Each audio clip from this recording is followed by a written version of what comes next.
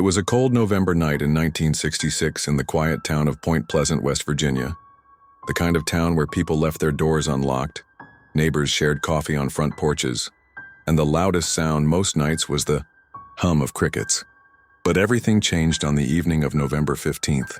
Roger and Linda Scarberry, along with their friends Steve and Mary Millette, were driving near the old TNT area, a World War II munition site long abandoned and overgrown. Locals avoided the place, not just because it was eerie, but because the structures had long been decaying and dangerous.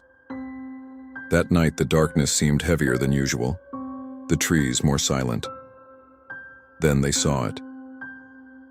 Standing near one of the concrete domes was a creature none of them could comprehend.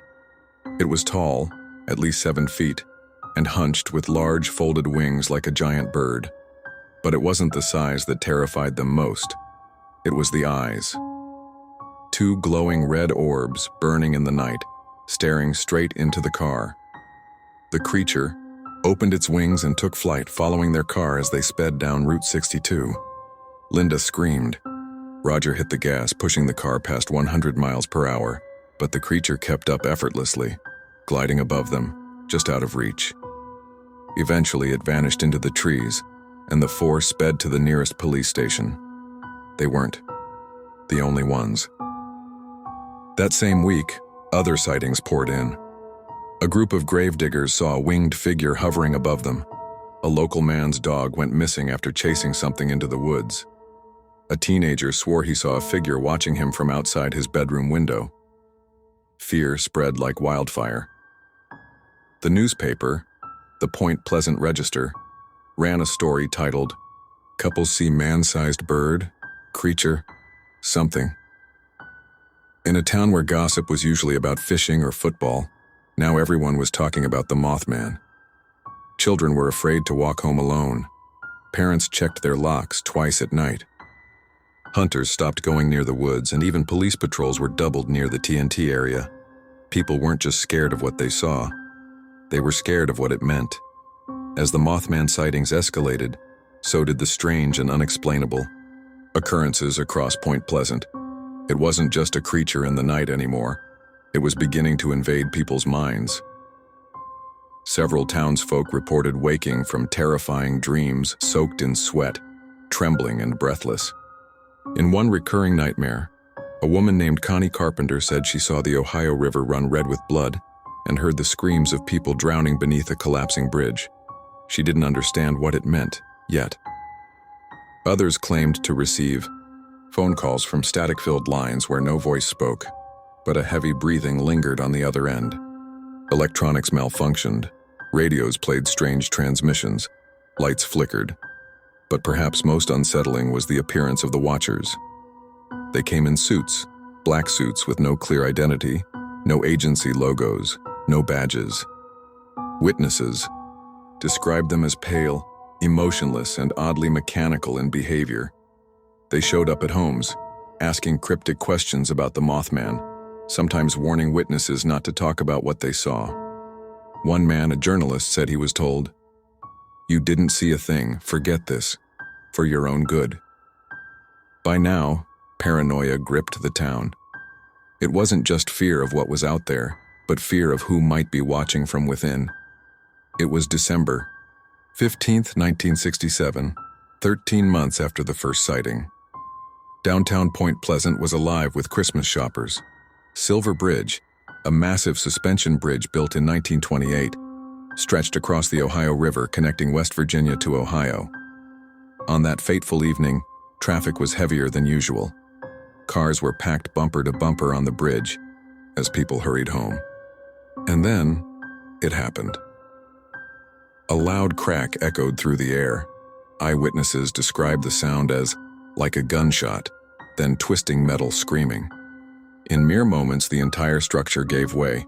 Dozens of vehicles plunged into the freezing waters below. Some were trapped inside their cars.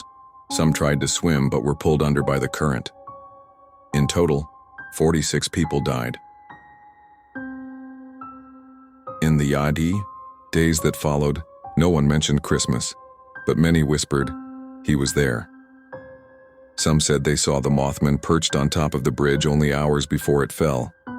Others claimed he had been spotted multiple times near the structure. In the days leading up to the disaster, was he a harbinger, a warning, or something far more sinister? The tragedy at Silver Bridge drew national attention. Engineers concluded that the cause was a tiny fracture in one of the bridge's eye bars, a simple mechanical failure. Logical, clean, safe. But the people of Point Pleasant weren't convinced. Theories flourished like weeds. Alien intelligence. Some believed the Mothman was a being from another world, sent to observe or interfere with humanity. Time traveler. Others thought he was a being from the future, trying to warn people of disasters. Military experiment gone wrong. The TNT area had once been used for secret tests. What if something had escaped? Interdimensional entity.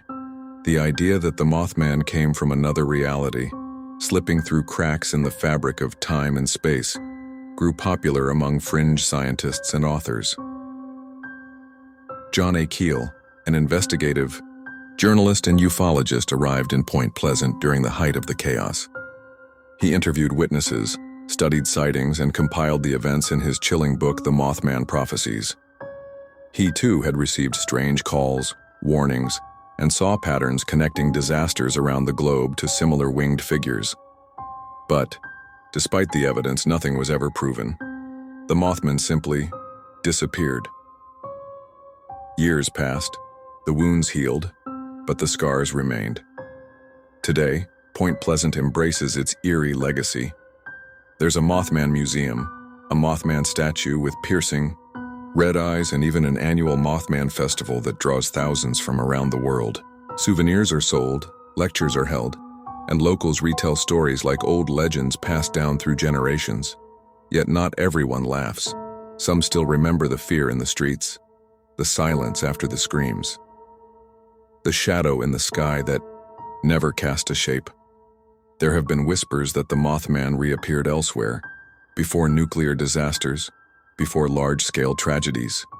Chernobyl, Fukushima, the Twin Towers. But nothing confirmed. Only echoes. Maybe he's still watching, waiting. Or maybe he was never real. But if you ever find yourself driving through a quiet town, headlights cutting through a foggy night, and you glimpse two glowing red eyes staring back at you from the trees, whatever you do, don't stop. Did you enjoy this chilling journey through the legend of the Mothman? Want more true paranormal mysteries from America and Europe? Subscribe to our channel or follow our podcast for new tales every week. Like if you believe in the unexplained, comment your theories. Was Mothman a monster, a guardian, or a warning sign? And remember, not everything that flies is meant to be seen.